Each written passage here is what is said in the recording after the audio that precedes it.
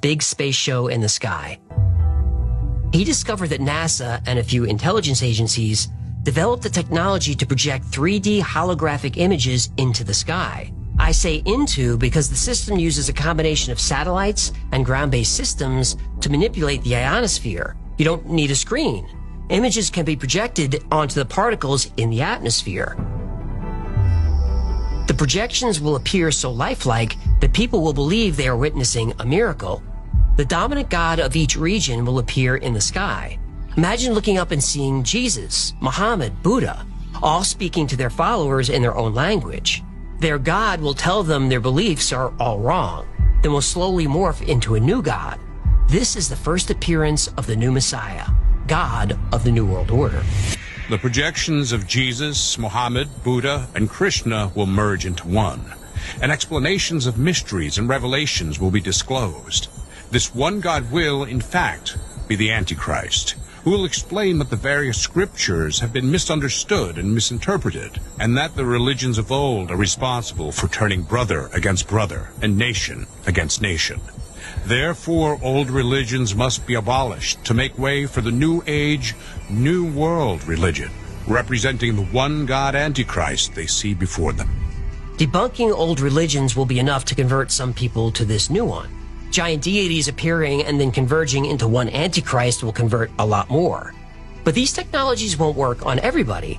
Non-religious people will be terrified for sure, but they won't suddenly believe in a god based on a hologram, no matter how real it looks. The Shadow Masters know that.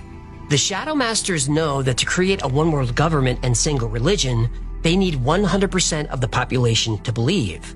But you can't force a religious belief on somebody. They need to make the decision themselves, or at least be convinced they made it. The elites know this. That brings us to step 3. If you're not convinced by what you see, they'll use technology to broadcast the message directly into your brain. You may not realize it, but this technology is being used on you right now. When the new God appears in step 2, you'll hear him speaking whether you believe in him or not. And you won't be able to escape his voice because you're not hearing it through your ears. His voice is coming from your mind. The third step of Project Bluebeam is mind control. They'll use electromagnetic waves to interfere with brain function. They can shape perceptions, create emotions, and influence beliefs. The third step in the Bluebeam project uses electronically augmented two-way communication, where ELF, VLF, and LF waves will reach each person from within his or her own mind, convincing each of them that their own God is speaking to them from the very depths of their own soul. Such rays from satellites are fed from the memories of computers that have stored massive data about every human on Earth and their languages. The rays will then interlace with their natural thinking to form what we call diffuse artificial thought. That kind of technology goes into the 1970s, 1980s, and 1990s research where the human brain has been compared to a computer.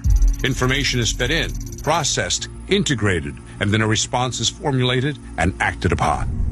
We know for a fact that the U.S. military and intelligence have experimented with mind control. We know they used sound waves in the Vietnam War to make the enemy anxious without knowing why. The CIA used these and all kinds of other methods to scramble people's brains and program them to be sleeper agents. Link down in the breadbasket, Chief. The government uses EM waves for all kinds of dark purposes. They've patented a device that can trigger emotions in a target from a half-mile away. But what's really scary about the patent is that it claims it can piggyback its signal onto any frequency. That would mean we can never escape it. Everything that uses electricity has an electromagnetic field. Think you're safe living off the grid? Nope. Radio signals can bounce off the ionosphere and reach anywhere in the world. The fourth and final stage of Project Bluebeam is the most sinister. Serge Menas predicts a universal supernatural manifestation with electronic means. In other words, an alien invasion. The elites will promise to unite and defend the world against our common enemy. But to do that, they'll need emergency power. But it's only temporary, so we won't resist authority. We'll beg for it.